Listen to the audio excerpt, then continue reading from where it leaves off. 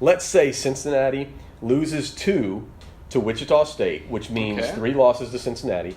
Wichita State already has 3 conference losses, but they win out. And let's say Houston wins out as well. Tied atop the so who's the number 1 seed?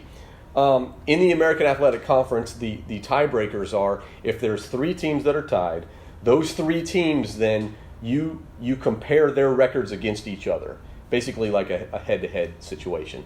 Guess who has the number 1 spot, Kyle? Who? Let's hear it. Wichita State Shockers have the number 1 spot in that scenario because they would have gone 3-1. They would have beaten Cincinnati twice, beaten Houston once, and lost to Houston once. 3-1. Cincinnati would have lost to Wichita State twice, lost to Houston once, so they would be the 3rd seed. Houston would have gone 2-2 against Wichita State and Cincinnati, so they would be the 2nd seed. Do you think that's a good way to determine who gets it? I mean, great for Wichita State, but is that the right way to determine a 3-way tiebreaker? That's tough because tiebreakers are always tough, and especially in conferences like this where there's really no one great way of doing it. I don't want to flip coins or something stupid like that, and so I know in the Missouri Valley the tiebreaker was the RPI, and so whoever had the better RPI won the tiebreaker, and so honestly I kind of like this way more because it's more conference relevant. So while the RPI or some other tiebreaker doesn't deal with just in conference play, and so I can't say I love it, but I don't hate it. I gotta say, obviously I love it because it would give Wichita State the number 1 seed.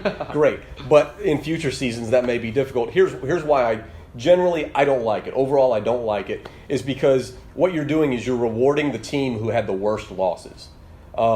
Wichita State had some. They lost to Temple. It was in overtime, and they lost to SMU, where the other schools would not have lost to those teams. They would have lost to higher quality teams.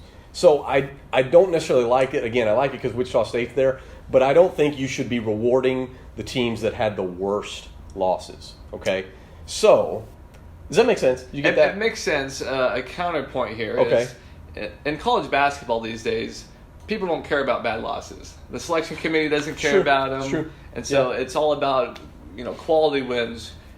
Who are your best wins on your schedule? And so you're saying the bad losses should affect it, and I think the good wins should affect it. They're good wins. So I get that. I think ideally, you know what? You're looking to break a tie. You're looking to determine who's the better among teams that have the same record. Guess what?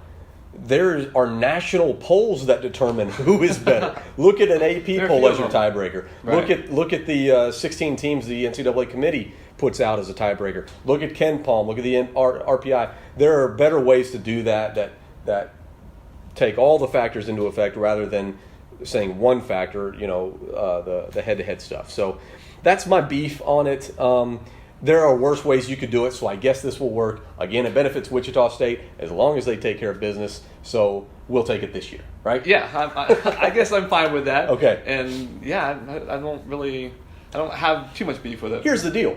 The top 3, in my opinion, the top 3 teams in the conference are above all the rest. Oh, yeah, for sure. So that's why it's so important to have that 1 seed, because 2 and 3 are eventually going to play. That's a very good point. In the conference tournament. So if you're the 1 seed, you can cruise through to the championship game where you'll face only the 2 or the 3 seed. You don't have to face both. If you're a 2 or 3 seed, you have to face that other 2 or 3 seed and the 1 seed to win the conference championship. And I know conference tournament championships don't matter as much, thank goodness, for the Shockers who have struggled in that spot. But it's always better to have that easier path. Right. So 1 seed is really important this year. Yeah, and just to kind of touch on the American tournament as well, they have it where the first top 4 seeds get first round byes. Get a bye, yeah. And so right now the top 3 are Cincy, Wichita State, and Houston. And the 4th seed, I believe, would be Tulsa right now. Yes, yeah. And so if you're that 1 seed, you get to play Tulsa to go to the championship game. That'd be pretty nice. That'd be pretty nice. That's a good deal. And so it'd be on a neutral floor in Orlando. Yeah, and so that's what you want to see. That 1 seed is important. Yeah, and it's always good. The Shockers have these games coming up in the regular season that are important, it's always good to add on another quality one or two in conference play for the committee to maybe bump you up a seed. Exactly. Because it's all about the NCAA tournament. Whew, that's a lot. There's so much speculation there. There's so much we're assuming, but that's this time of year. It's a lot of fun. So that's the tie breaking. If there's a two-way tie, I believe that once again it's just head-to-head, which could also happen potentially. Say if Houston bows out and loses a fourth game, then it's Wichita State and Cincinnati. And if there's a two-way tie and say Wichita State and Cincinnati end up with the same record, that would be a little tougher for that to happen, but it's still possible.